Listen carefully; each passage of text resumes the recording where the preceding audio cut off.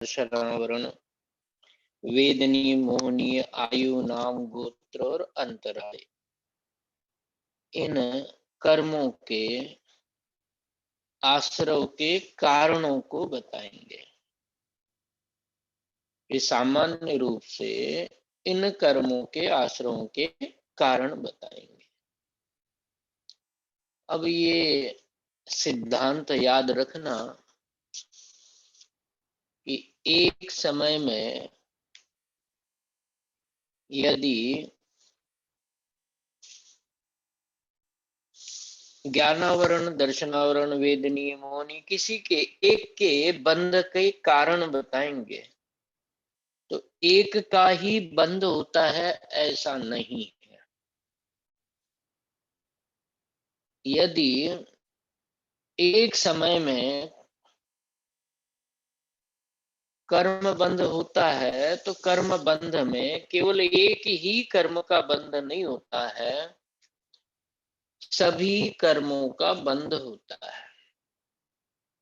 आयु कर्म का त्रिभाग में बंध होता है, ये सिद्धांत तो आपको पता है कि मनुष्य गति, तिर्यंच गति, कर्म भूमि में 8 अपकर्ष कालों में जीवन की आयु के 3 भाग करने पर 2 भाग बीतने के बाद जो अगला अंतर मुहूर्त होता है उस समय आयु बंध का अवसर होता है। उस अंतर मुहूर्त काल में अत्यंत तीव्र कषाय हो या अत्यंत मंद कषाय हो तो आयु बंधन नहीं होता है। फिर अगले बचे हुए में से, बची हुई आयु में से आयु के 3 भाग करके 2 भाग बीतने के बाद जो समय पहला अंतर मुहूर्त आता है वो दूसरा अपकर्ष काल कहलाता है। उस समय भी यदि आयु बंध होता है तो ठीक है, नहीं तो फिर बचे हुए के 3 भाग करके 2 भाग के बाद इस तरह से अंतिम समय में आयु बंध तो मनुष्य और तिर्यंच कर्म भूमि के अवश्य होता है। त्रिभाग में एक अपकर्ष काल, ऐसे 8 अपकर्ष कालों में आयु बंध होता है। और उस समय आयु बंध हो रहा है तो 8 ही कर्मों का, नहीं तो 7 कर्मों का तो बंध अवश्य होता है। तो यहाँ जो कारण बताए ये तत्प्रदोष निन्नव मात्सर्यांतराय, ये सूत्र अभी पढ़ेंगे और 27 तक जो सूत्र आएंगे वो 27 ही सूत्र है। 18 सूत्रों में जो कर्मों के आश्रव के कारण बताए तो वहां ये बात भी याद रखना। अंत में प्रश्न उठाया है लेकिन मैं पहले ही बता रहा हूं कि 8 ही कर्म का बंध होता है यदि आयु कर्म का बंध हो रहा है, नहीं तो 7 कर्मों का बंध होता ही है। और एक दिन आपको बताया था कि एक समय में यदि इस जीव ने 30,720 कर्म परमाणु बांध लिए, मान लो, कल्पना करो, और 8 ही कर्म का बंद हो रहा है ये भी मान लो, तो 30,720 कर्म परमाणुओं में से मतलब प्रत्येक के हिस्से में कितने जाएंगे? ये सबसे ज्यादा वेदनीय कर्म के हिस्से में जाते हैं।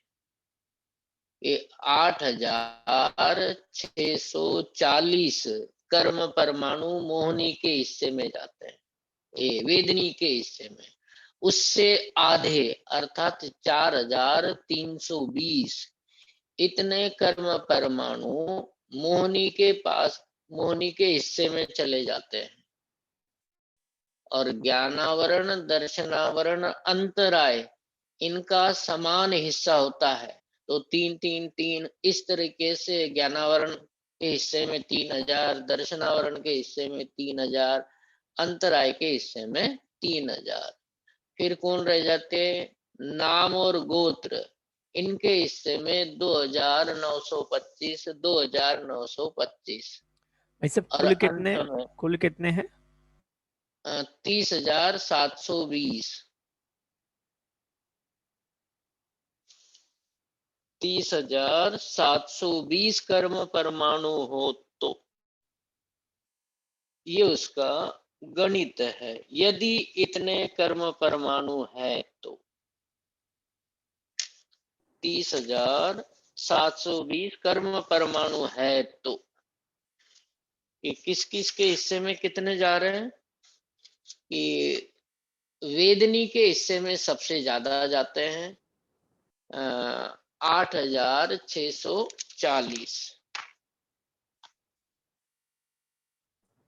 जी नाम 8 में कितने, हाँ, नाम और गोत्र में कितने परमाणु चलते हैं? 2,925 2,925 2,925 और अंत में रह गया आयु, तो 2,910 कर्म परमाणु इनके हिस्से में जाते हैं।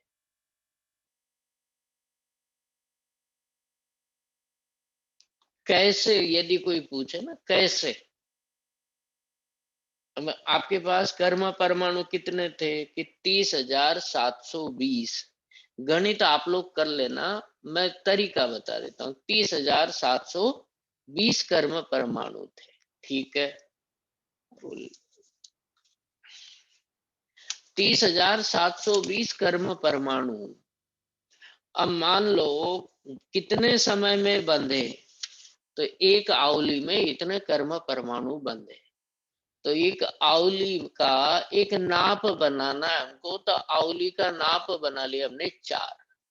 समय का जो सिंबॉलिक अंक है वह है 4। कर्म परमाणु इसकी तो संख्या है हमारे पास 30,720, है ना। अब यहाँ थोड़ा सा इतना समझ लेना कि 30,720 को 4 से तो पहले डिवाइड करो। किससे डिवाइड करना है? 4 से। 4 से डिवाइड करने के बाद कितने आए कि जो 7,680, ये गणित हुआ। तो 30,720 को 4 से डिवाइड करने पर 7,680 आए, ठीक है। यहां तक का गणित तो एक तरफ रखना। 30,720 में से 7,680 को अलग कर देना, तो अलग करने पर 23,040 23040 इतनी राशि। दो भाग हो गए कि 23,040 और 7,680, ये आगे ना आपके सामने दो। तो 23,720 को तो कहते हैं बहुभाग राशि, और 7,680 को कहेंगे एक भाग राशि। दिमाग में स्पष्ट हो गया कि 23,040 लिखना आ गया ना, 23040 23040, ये 23,040 हो गए। और 7,680, तो 7,680 ये एक भाग राशि, और 23,040 ये हो गई बहुभाग राशि। यहां तक समझ में आ गया। अब ये जो बहुभाग राशि थी, मतलब कौन सी राशि थी? भाई सब ये 4 से डिवाइड किया तो 7,000 वाली राशि आई, और ये हाँ, 23,040 ये बची हुई थी। माइनस करना है ना आपको 30,000 में से। अच्छा, ठीक है ठीक 30,000, इसीलिए पूछ रहा हूँ, ये पहली वाली बात समझ में आनी चाहिए कि 30,720 में से 7,680 अलग कर दिए, तो 7,680 अलग कर दिए ना, तो 7,680 अलग करने पर क्या होगा कि जो राशि आपको मिलेगी वो नीचे कितनी आई कि 23,040। गणित कर लिया ना यहाँ तक। आगे तो ज्यादा गणित नहीं बताऊंगा, इतना ही बताऊंगा, बाकी मन से कर लेना। अब ये 23,040 जो है, इसको 8 से डिवाइड कर लो। 8 से 8 का इसमें भाग दे दो, और वो 7,680 तो एक तरफ लिख के रख लेना। 23,040 को 8 से डिवाइड कर लो, भाग दे लो। दे लिया, जवाब क्या आया? 2,880। गणित कर लिया कि 2,880। 2,880। ठीक है। अब ये 2,880 हर कर्म परमाणु को मिलने वाली राशि है। ज्ञानावरण के पास 2,880, दर्शनावरण के पास 2,880। सभी कर्म मतलब प्रत्येक कर्म को, आठों ही कर्म को इतनी राशि तो उनको मिलेगी ही मिलेगी।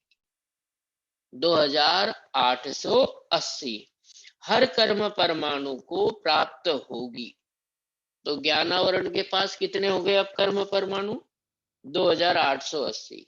किसी भी कर्मों के बारे में पूछो तो प्रत्येक के पास कर्म परमाणुओं की राशि 2,880 तो है ही।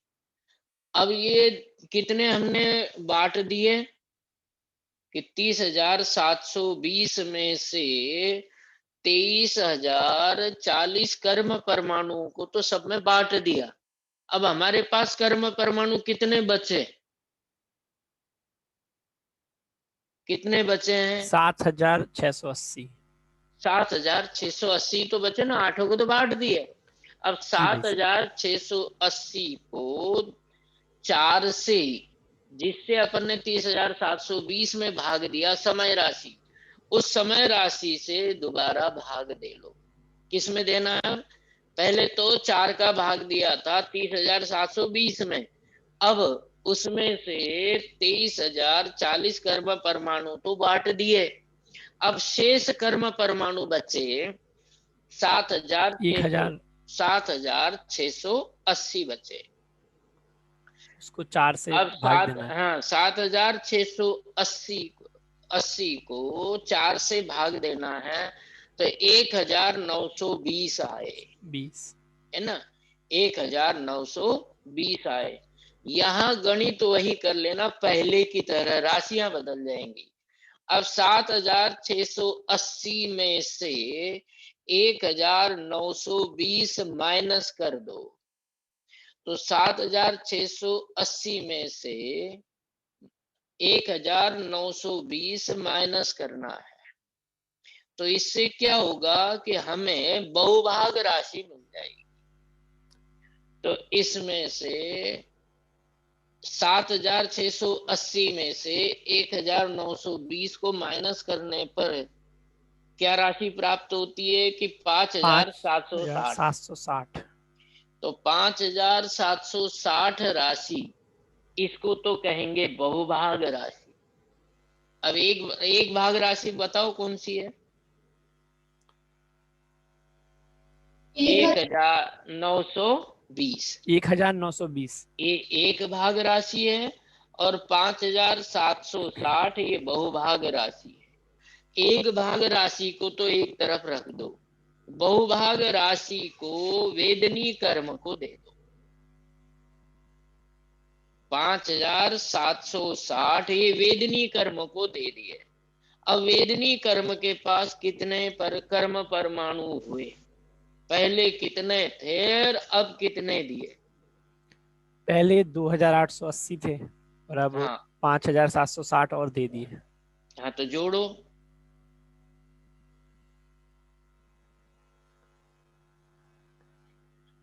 8,640 हो गए वेदनीय के पास। अब वेदनी को अलग कर दो। वेदनी के पास कितने कर्म परमाणु आए? 8,640। आगे ना? जी भाई अब आपने जो कर्म परमाणु बांटे, तो पहले तो बांटे थे हमने कर्म परमाणु 23,040, अब बांट दिए कितने? 8,640। अब आपके पास कितने कर्म परमाणु रहे? 1920। हाँ, एक तो भाग जो बचा 1000, था। हाँ 1920 बचे। तो 1920 को दोबारा 4 से भाग दे दो, समय राशि से भाग देना है। तो 1920 डिवाइड बाय 4, तो क्या जवाब आ गया? 480 आ गए। 480। हाँ, गणित करना अब आपको आ गया कि 1920 में से 480 माइनस करो, तो 1920 माइनस 480 बराबर कितने आ गए अब? 1040। 1440। अब 1440 ये तो दे दो मोहनीय कर्म को, और वो 480 जो है वो एक तरफ रखना है। एक भाग राशि भाई 480, साहब बहुभाग राशि 1440 या 1040, क्योंकि 1040 है। हाँ हाँ वही। 1040 को भाई इसको साहब तो कर दो। हाँ 1440 आ रहा है ना, 1920 में से यदि हम 480 घटाएं तो। ये भैया 1920 माइनस 480, अब हाँ एक हाँ हाँ भाई साहब 1440 1440 40। कि 1440 ये क्या हुआ, ये समझने के लिए 1440 ये है बहुभाग राशि, 480 है एक भाग राशि। एक भाग राशि को तो एक तरफ रख दो, बहुभाग राशि जो 1440 है, इस राशि को, बहुभाग राशि को तो दे दो मोहनी को। अब मोहनी के पास कितने हो गए कि उसको समान हिस्से में 2880 तो मिले ही थे। अब उसको 4320 4320 हो गए किसके पास? मोहिनी के मोहनी पास। कर्म। अब आपके पास कितने कर्म परमाणु बचे? कि हमारे पास कर्म परमाणु बचे हैं 480, बराबर है। अब 480 को दोबारा समय राशि से विभाजित करना है, भाग देना है। तो समय राशि से भाग देने पर 480 डिवाइड बाय 4 इक्वल टू 120, 120। 120। 120 को वैसे ही 480 में से माइनस कर दो, तो 480 में से 120 को माइनस 260। करने पर 360। 360। 360। 360 ये हो गई बहुभाग राशि, और 120 हो गई एक भाग राशि। अब ये जो बहुभाग राशि है ना, 3 कर्मों को देनी है। जैसे पहले बहुभाग राशि हमने वेदिनी को दी, बहुभाग राशि हमने मोहनी को दी। अब यहाँ की जो बहुभाग राशि है 360, ये वो बहुभाग आयु नाम गोत्र राशि में। 3 में बटेगी। तो भाई ये साहब ज्ञानावरण, दर्शनावरण और अंतराय में बटेगी। तो कौन भाई कह साहब रहा था सबको आयु नाम गोत्र? सबको 120 120 दे देंगे हाँ सबको 100, सबको मतलब तीनों को। 3 को। ज्ञानावरणी दर्शनावरणी अंतराय। ज्ञानावरण, दर्शनावरण, अंतराय, तीनों को 360 देने हैं। तो 360 तो 120 120 120 है ना। तो प्रत्येक के पास पहले कितनी थी और अब कितनी दी? ज्ञानावरण को पहले कितने दिए थे? 2880। अब कितने देने हैं? 120 120। और मिला दो तो कितने हो जाएंगे? ज्ञानावरण के पास 3000, दर्शनावरण के पास भी 2880 थे, 120 और दे दिए तो 3000 हो गए। अंतराय को भी 120 दिए, तो पहले थे 2880, 120 और दे दिए, कितने हो गए? 3000। 3000। हाँ तो 3000 किन के पास गए? तीनों के पास। ज्ञानावरणी हाँ, दर्शनावरणी। अंतराय। अब आपके पास कितने रह गए? 120 कर्म परमाणु। 120। 120 कर्म परमाणु को पहले की तरह ही 4 का भाग दे दो। 30। 4 का भाग देने पर 30 ये तो बचे। मुजबानी कर सकते हैं काव्यों में, 30 बचे। तो 30 जो है 120 में से माइनस करो, 90। तो 90 है, तो 90 हो गई बहुभाग राशि, 30 हो गई एक भाग राशि। वो 30 परमाणु बांटने के रह जाएंगे, वो एक तरफ रख दो। अब ये 90 जो कर्म परमाणु है, ये बहुभाग राशि के दो कर्मों में बंटते हैं, नाम और गोत्र में। नाम और गोत्र में। गोत्र में बंट, तो नाम के पास और गोत्र के पास, दोनों के पास 2880, 2880 तो थे ही, 45 45 और दें। 45 45 और दे दो, क्योंकि 90 कर्म परमाणु दो में बटेंगे। बहुभाग राशि दो में बटती है, एक तो नाम और दूसरा गोत्र। तो 2880 प्लस 45 कितने हो गए? 2925। 2925, 2925 हो गए। जी भाई साहब। अब कितने कर्म परमाणु बचे आपके पास? 30। और 30। कर्म बचा एक, कौन सा? गोत्र। अरे सबसे एक ही तो कर्म बचा आपके गोत्र। पास, 7 आयु कर्म। आयु आयु कर्म कर्म। बचा है। गोत्र कर्म कैसे रह गया? नहीं भाई साहब, आयु आयु। आयु, आयु कर्म बच गया। और कर्म परमाणु भी 30 बच गए, दे दो उसको। आपके पास कर्म परमाणु बचेंगे नहीं, कोई कर्म परमाणु रहे, कोई आयु मतलब कोई कर्म रहेगा नहीं। तो 2830 है ना, और वो 2880 और ये 30, 2910 हो जाते हैं। अब 2910 हो गए। अब एक बार जोड़ लो सबको, 8640, 4320, 3000, 3000, 3000, 2925, 2925, 2910 जोड़ लो, 7300, जो 7680।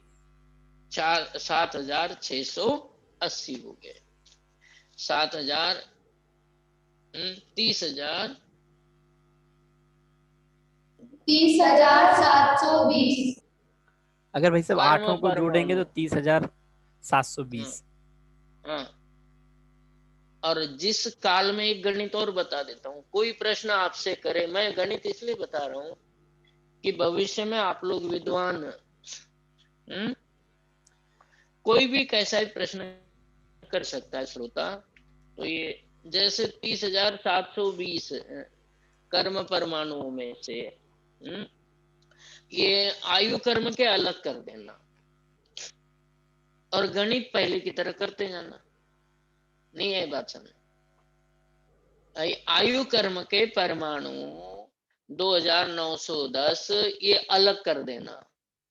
तो बाकी बचे हुए कर्म परमाणु, अब बाकी बचे हुए कर्म परमाणु, उनमें मतलब वो जो कर्म परमाणु सातों में बांट देना, वहां राशि बदल जाएगी। समझ में आ गई बात? ये तो आठों कर्मों का बंटवारा कैसे होता है वो बताया। अब कोई करे कि भाई 7 ही कर्म परमाणु बंध गए, तो आयु कर्म का उस समय बंद नहीं हुआ, तो कि भैया इसमें क्या बड़ी बात है कि आयु कर्म के जितने कर्म परमाणु थे वो तो अलग कर लेना। फिर आपके पास जो राशि है कि वो उस राशि को ये समझ लेना कि ये एक समय में बंधी हुई कर्म परमाणुओं की राशि है। एक आवली जितने समय में बंधी हुई कर्म परमाणुओं की राशि है। इसमें वही पहले की तरह जो राशि है उसमें समय मतलब 4 ये मान लेना कि जो काल, जिस काल में बंधा है, एक का भाग देंगे तो बंटवारा नहीं होगा ना, इसलिए समय का नाप ले लिया हमने 4। फिर उस बहुभाग राशि को 4 से डिवाइड करना है। 4 से डिवाइड करने पर जो संख्या मिलती है उस संख्या को, जिसको भाग दिया उस राशि में से माइनस करना। माइनस करने पर जो बड़ी राशि मिलती है वो तो बहुभाग राशि, जिसका भाग दिया वो एक भाग राशि। इस तरीके से गणित कर लेना। यहाँ तो ये बताना था कि जो सिद्धांत रूप में याद रख लेना कि एक समय में आठों ही कर्म परमाणुओं का आश्रय होता है। यदि आयु कर्म का बंद हो रहा है तो ये समझ लेना, नहीं हो रहा तो वो नहीं होगा, उसका 7 में बंटवारा होगा, लेकिन अपन को तो 8 का समझना है। पंडित जी, एक, हाँ एक बार फिर से बताइए, यदि आयु का बंध नहीं हो रहा है तो फिर 7 को कैसे बांटेंगे? वो गणित पहले की तरह कर लेना। जैसे आप ये कर लो कि 30,720 कर्म परमाणु आपके पास थे, उदाहरण के लिए, बराबर है। अब इसमें से आयु कर्म के हिस्से में कितने गए थे कि 2,910 गए थे, बराबर है, 2,910 गए थे। अब 30,720 में से 2,910 माइनस कर दो, क्योंकि आयु कर्म का हिस्सा हमको माइनस करना है। तो कितने बचे? 27,000 27,810। 27,810। अब ये 27,810 गणित मेरे पास किया हुआ भी नहीं है, कर लेना आप लोग। कैसे करना है कि 27,810 को 4 से भाग दे दो, कितने हो जाएंगे? 27,810 को कितने से वो करना है आपको? 4 से। 6,952.5। 6,952.5। 952.5। ये तो आ गई एक भाग राशि, उसको बहुभाग राशि में से माइनस करो। अब माइनस करने पर ये बात समझ में, अरे यही गणित रहेगा बेटा। कैसा कि 8,640, 4,320, 3,000, 3,000, 3,000 और 2,925, 2,925 सबके हिस्से में चले जाएंगे। सीधा सा गणित है ना ये। हाँ भाई यदि साहब। हमारे पास कर्म परमाणु 27,810 है और 27,810 को हमें बांटना कितने में है? ये 7 में बांटना है। तो 7 में जब बांटना है तो कैसे बटेंगे? ये 8,640 वेदिनी को दे दो, 4,320 मोहनी को दे दो, ज्ञानारण दर्शनारण अंतराय को समान दे दो, 3,000 ना, और नाम और गोत्र को 2,925, 2,925 इतना जोड़ेंगे तो कितने जुड़ जाएंगे? ये 27,810 हो जाएंगे। करके देख लेना, समझ में आ गई बात? गणित तो यही जी भाई रहेगा, साहब। आयु करो। हाँ आगे। अब ये है, कहने का अर्थ ये है कि सभी के पास कर्म परमाणु समान जाएंगे। अब आगे जो 10वें सूत्र में हम पढ़ेंगे, कि 8वें सूत्र में क्या पढ़ेंगे, कि इसमें ये पढ़ने वाले हैं कि ये जो कर्म परमाणु है, ये कर्म परमाणु के आगमन के आश्रय के कारण, आश्रय के कारण कौन है? कि प्रदोष, निन्नो, मात्सर्य, अंतराय, आसादन और उपघात, ये 6 कारण हैं ज्ञानावरण और दर्शनावरण के। तो इनसे मात्र ज्ञानावरण और दर्शनावरण का ही बंध नहीं होता है, ये बात समझनी है। लेकिन ज्ञानावरण और दर्शनावरण के पास जो परमाणु थे, बंटवारा तो यही रहेगा।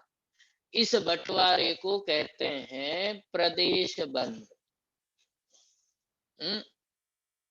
इस बंटवारे को क्या कहते हैं? प्रदेश बंध। और यहाँ 10वें सूत्र से जो बता रहे हैं वो है प्रकृति बंध, है ना। ये क्या है? 10वें सूत्र में यहां से लेकर के प्रकृति बंध बता रहे हैं। अब सबके पास कितने कितने कर्म परमाणु गए, ये याद करना दोबारा। 8,640 वेदनी के पास, 4,320 मोनी के पास, ज्ञानावरण के पास 3000, दर्शनावरण के पास 3000, अंतराय के पास 3000, गोत्र के पास 2925, अंत गोत्र और नाम के पास भी 2925 और आयु के पास 2910 कर्म परमाणु गए।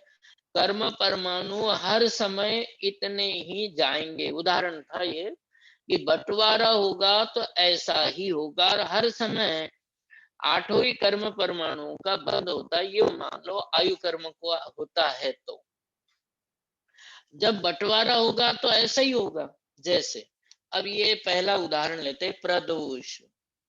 प्रदोष कहते हैं, किसको कहते हैं कि प्रशंसा नहीं करना, किसी का गुणानुवाद नहीं करना।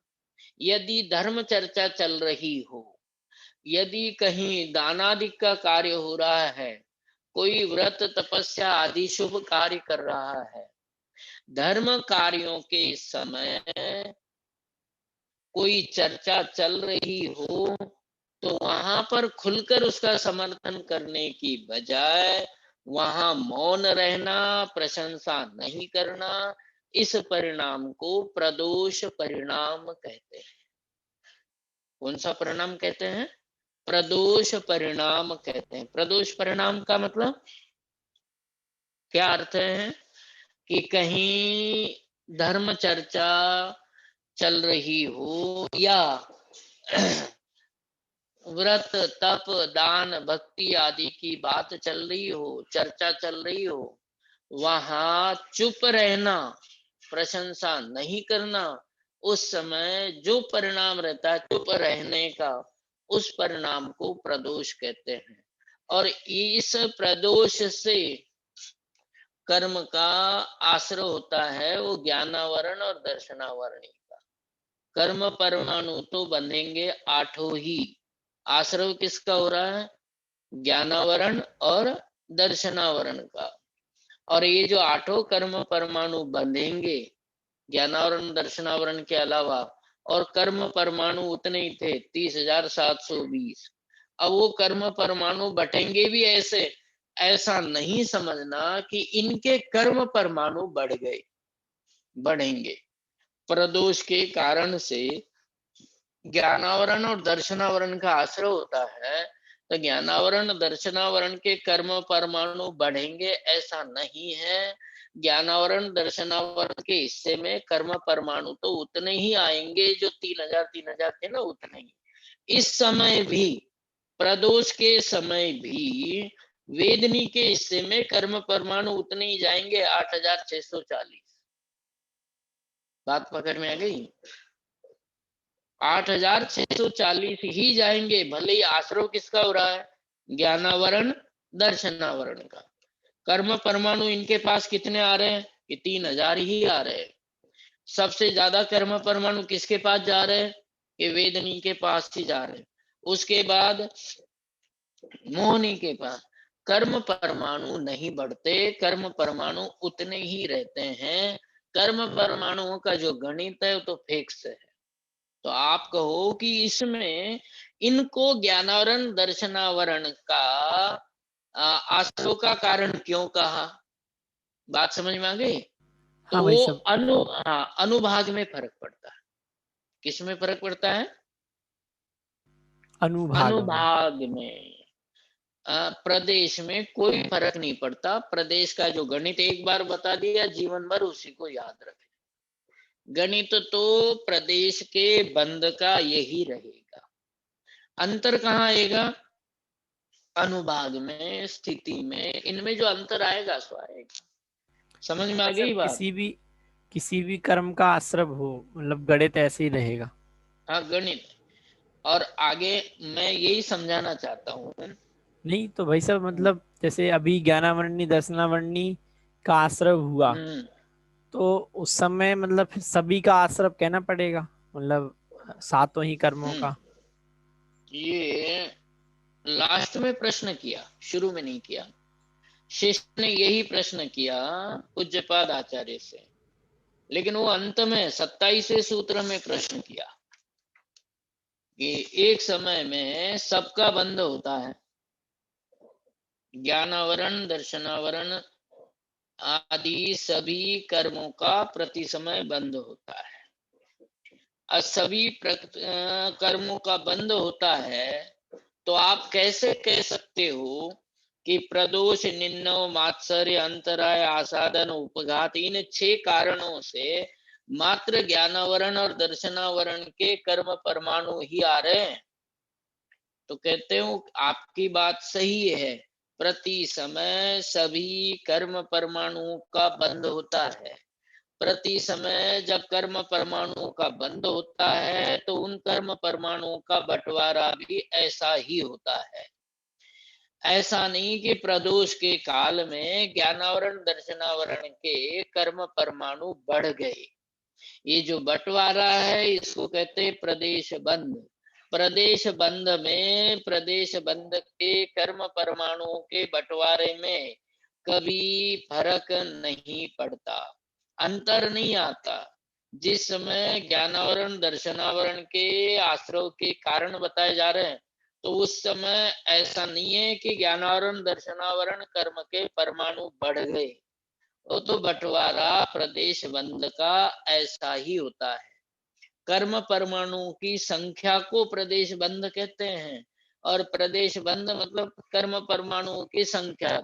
उदाहरण के लिए 30,720 थी, उसको 8 कर्म परमाणुओं में बांटना है तो इस तरीके से 8,640, 4,320, 3,000, 3,000, 3,000, 2,925, 2,925, 2,910, ऐसा बंटवारा हमेशा ही होगा और हमेशा ही ऐसे ही कर्म परमाणुओं का बंध होता जाएगा, चाहे कारण किसी का भी बताया जा रहा हो।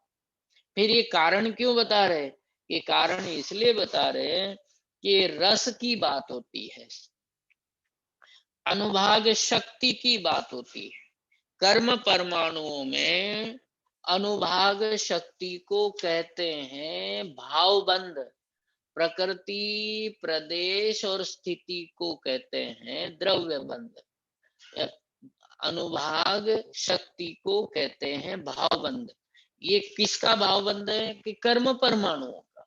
कर्म परमाणुओं में अनुभाग शक्ति को भावबंध कहते हैं। समझ में आ गई बात? कर्म परमाणुओं को क्या कहते हैं? भावबंध कहते हैं। लेकिन सिद्धांत की बात ये समझनी है यहाँ पर हमें कि अनुभाग शक्ति में अंतर आता है, कर्म परमाणुओं के बंटवारे में कोई अंतर नहीं आता है और प्रति समय 8 ही कर्मों का बंध होता है यदि आयु कर्म उसमें है तो। समझ में आ गई बात? ये अभी किसके कारण बताएंगे कि ज्ञानावरण, दर्शनावरण के आश्रव के कारण बताएंगे। और ज्ञानावरण, दर्शनावरण के आश्रव के कारणों को यहाँ गिनाया गया 6 कारण है।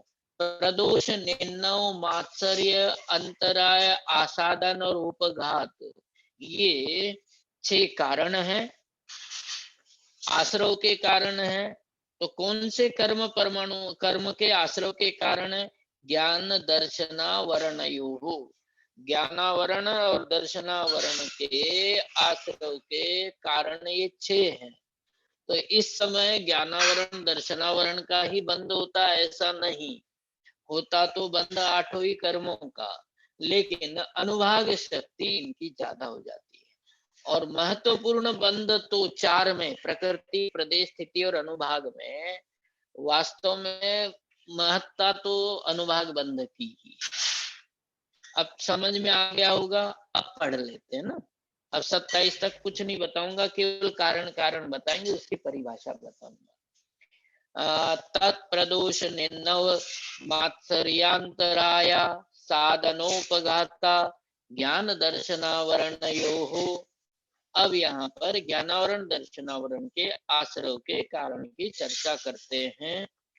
कितने कारण हैं तो वैसे आप लोग संख्या में लिख लेना। नोट्स बनाते ना तो मैंने भेजे तो नहीं है, ये इस तरीके से होंगे यदि दिख रहे हो। भाई साहब आप अगर फोटो भेज देंगे तो मतलब सबको हाँ मैं दे देता हूँ, पहले आप देख लो ये नोट्स आपके उपयोगी है या नहीं है, इसलिए नहीं भेजे मैंने, क्योंकि मैंने शॉर्ट में लिखे हैं याद रखने के लिए, जैसे परीक्षा से पहले जो है ना इस तरीके से लिखे थे मैंने। दिख गए? अब हटा लूं? जी जी भाई साहब। हम्म। अब ऐसे 6 संख्या आपको लिखनी है। प्रदोष नंबर 1, निन्नव नंबर 2, लिखने की जरूरत नहीं यदि मैं भेजता तो। प्रदोष, निन्नव, मात्सर्य, अंतराय, आसादन और उपघात, है ना, ये 6 क्या है कि ज्ञानावरण दर्शनावरण कर्मों के आश्रव के कारण है। ज्ञानावरण दर्शनावरण इन 2 कर्मों के आश्रव के कारण है। कितने कारण है कि भैया 6 कारण है। प्रदोष, निन्नव, मात्सर्य, अंतराय, आसादन और उपघात। नोट्स तो क्या है कि जैसे यहाँ संख्या में लिखे हुए नहीं है ना, एक तो हमारे पास संख्या आ जाएगी, और जैसे हमने ये लिख लिए 6 नाम, अच्छे नाम लिख लिए तो संख्या भी 6 आ गई ना हमारे पास, नाम भी 6 और संख्या भी 6। तो इस तरीके से ये फिर एक एक का अर्थ क्या है अपनी भाषा में, यहाँ की भाषा में तो फिर तो लिखने की नोट्स बनाने की आवश्यकता है। अब बताओ ज्ञानाव इस सूत्र में किसकी चर्चा है कि ज्ञानावरण और दर्शनावरण के आश्रवों के कारणों की चर्चा है। इस सूत्र में ज्ञानावरण और दर्शनावरण के आश्रव के कितने कारण बताए कि 6 कारण बताए। कौन कौन से कि उनके नाम बताओ। प्रदोष, निन्नव, मात्सर्य, अंतराय, आसादन, उपघात, है ना, ये 6 कारण बताए। इन 6 के ये 6 क्रियाएं हैं। इनके कारण से ज्ञानावरण दर्शनावरण कर्म का आश्रय होता है। और वो बात मन में रखना, कौन सी, यहाँ नहीं सामने नहीं लाना, कौन सी बात, कौन सी भाग। कि एक समय में ज्ञानावरण दर्शनावरण का ही बंध नहीं हो रहा है, बल्कि 8 ही कर्मों का आश्रय हो रहा है। बंध की बात बताई थी, आश्रय हो रहा है, 8 का ही आश्रय हो रहा है, 8 के ही कर्म परमाणु का बंटवारा भी हो रहा है। फिर इनको ज्ञानावरण दर्शनावरण के आश्रय का कारण क्यों बताया, इनके कारण से ज्ञानावरण, किसके कारण से मतलब प्रदोष आदि के कारण से ज्ञानावरण कर्म और दर्शनावरण कर्म के जो आश्रय होगा बंद होगा उसमें अनुभाग शक्ति में अंतर आएगा। फल देने की शक्ति को अनुभाग शक्ति कहते, उसमें फर्क पड़ेगा, कर्म परमाणुओं में फर्क नहीं पड़ेगा। और अनुभाग शक्ति ही महत्वपूर्ण होती है। इसके लिए उदाहरण दिया देखो, जैसे पहले स्वर्ग दूसरे स्वर्ग के देवों का शरीर कितना बड़ा है कि 7 धनुष का, और सर्वार सिद्धि के देवों के शरीर कितना बड़ा कि सर्वार सिद्धि के देवों का शरीर तो 1 हाथ का। अब वो कहते हैं कि 1 हाथ, और कहाँ 1 हाथ और कहाँ 7 हाथ। 1 हाथ तो 4 हाथ का एक धनुष होता है। तो ये तो शरीर हो गया कितना, पहले स्वर्ग के देवों का शरीर 28 हाथ का, और सर्वार सिद्धि के देवों के शरीर 1 हाथ का। तो कहते इससे कोई फर्क नहीं पड़ता कि ये ज्यादा सुखी या वो कम सुखी। वो कहते अनुभाग शक्ति जो होती है ना वो महत्वपूर्ण होती है, लंबाई और जो कद छोटा है इससे कोई फर्क नहीं पड़ता। ऐसे ही यहाँ समझ लेना कि कर्म परमाणु कम है या ज्यादा है इससे कोई फर्क नहीं पड़ता, वो तो अनुभाग शक्ति से ही फर्क पड़ता है।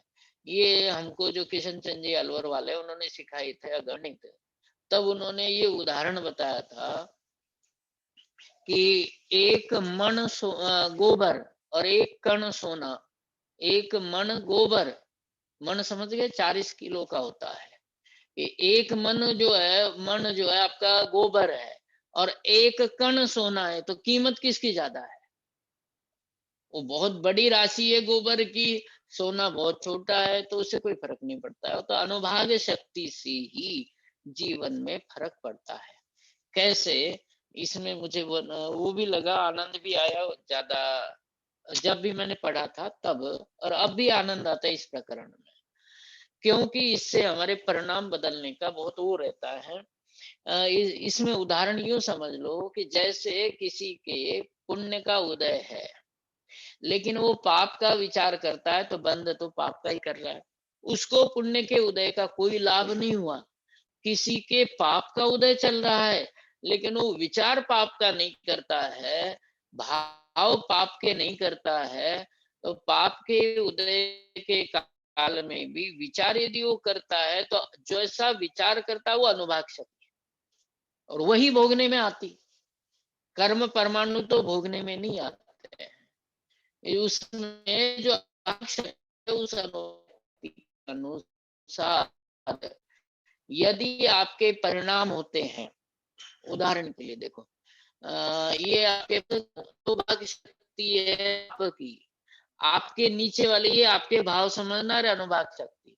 अनुभाग शक्ति मतलब जिस समय कर्म परमाणु बांधा था उस समय पाप भाव से बांधा, तो इसमें पाप की अनुभाग शक्ति है।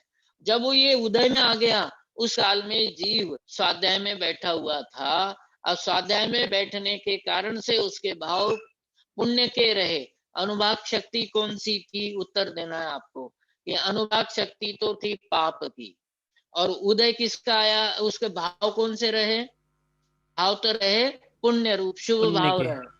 तो यहाँ जो अनुभाग शक्ति थी, उस अनुभाग शक्ति से विरुद्ध भाव था, तो विरुद्ध भाव को मतलब कर्म में अनुभाग शक्ति और नीचे जो भाव है जीव के, उन दोनों में मैचिंग नहीं होती है, तो उसको कहते हैं अविपाक निर्जरा। और यहाँ पाप का अनुभाग और पाप के ही भाव दोनों की मैचिंग हो जाती है, तो उसको कहते हैं सविपाक निर्जरा। पकड़ में आ गई बात। जी भाई कर्म साहब। परमाणु की फलदान की शक्ति और कर्म परमाणु की फलदान की शक्ति और जीव के भाव दोनों में समानता होती है, मैचिंग होती है, तो उसको कहते हैं सविपाक निर्जरा। कर्म परमाणुओं की अनुभाग शक्ति भिन्न और जीव के भाव भिन्न, तो उसमें अनुभाग शक्ति में अंतर आ गया। अनुभाग शक्ति में और जीव के परिणामों में अंतर आ गया, विपरीतता हो गई, तो उसको कहते हैं अविपाक निर्जरा। सविपाक और अविपाक समझ में आ गया कि कर्म परमाणु की फलदान की जो शक्ति थी उसके अनुसार परिणाम हो गए, तब तो सविपाक निर्जरा। उसके विपरीत हो तो उसको क्या कहेंगे, अविपाक निर्जरा। कहने का अर्थ ये है, ये उदाहरण भी समझ में नहीं आया हो, सविपाक अविपाक भी समझ में नहीं आया हो, तो केवल इतना ही समझना है कि अनुभाग शक्ति 4 प्रकार के बंधों में महत्वपूर्ण है, और अनुभाग शक्ति में ही अंतर आता है, उसमें कर्म परमाणु में अंतर नहीं आता है। समय हो चुका है, ये 6 पढ़ लेते हैं बस, आज एक सूत्र का नाम हो जाएगा। तत्व ज्ञान से मोक्ष साधन से कीर्तने, तत्व ज्ञान की चर्चा चल रही हो, मोक्ष के साधनों की चर्चा चल रही हो, या ऐसा अर्थ भी कर सकते हैं कि तत्व ज्ञान जो कि मोक्ष का साधन है, उस तत्व ज्ञान की चर्चा के काल में कीर्तन कहते हैं गुणानुवाद। कि तत्व ज्ञान जो कि मोक्ष का साधन है, अथवा कहीं तत्व ज्ञान की मोक्ष के साधनों की चर्चा चल रही हो, कीर्तन चर्चा चल रही हो, गुणानुवाद किया जा रहा हो।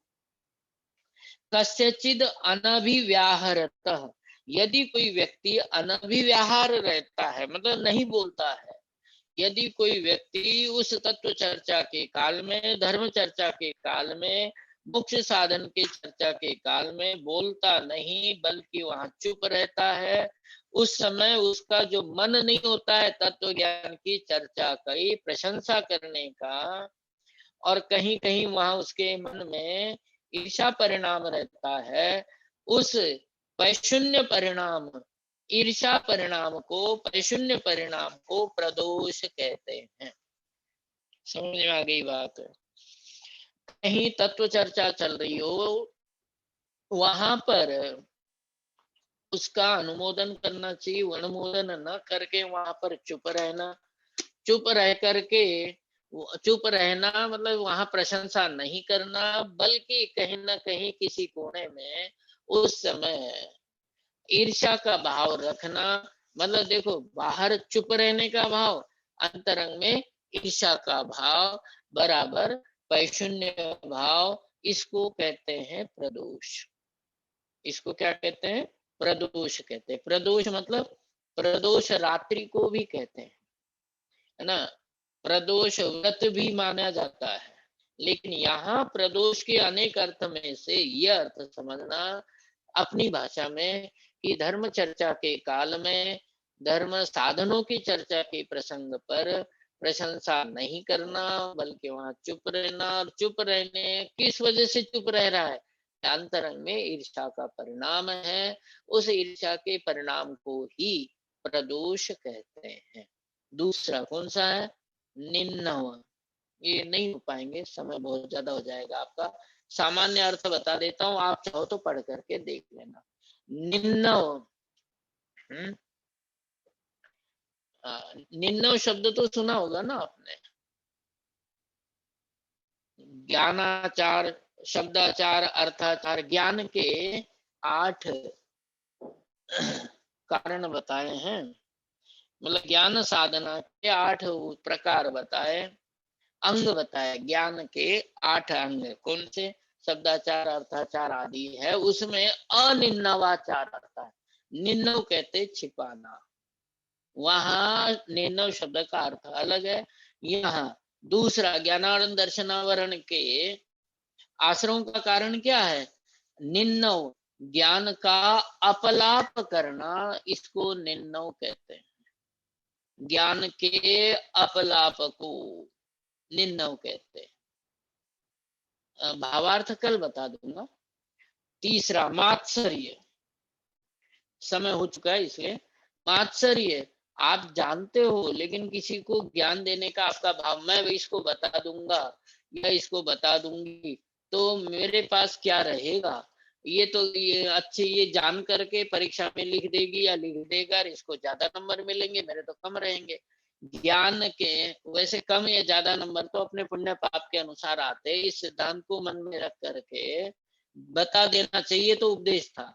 लेकिन यहाँ मात्सर्य किसे कहते हैं? कि ज्ञान नहीं देने को मात्सर्य कहते हैं। अंतराय, ज्ञान को रोक, जैसे कोई पढ़ रहा है और रात है, पढ़ रहा है, उस समय जिनवाणी पढ़ रहा है यूं समझ लो, उस समय चला करके बटन बंद कर देना जिससे कि ये पढ़ नहीं पाए, इसको तो कहते हैं अंतराय।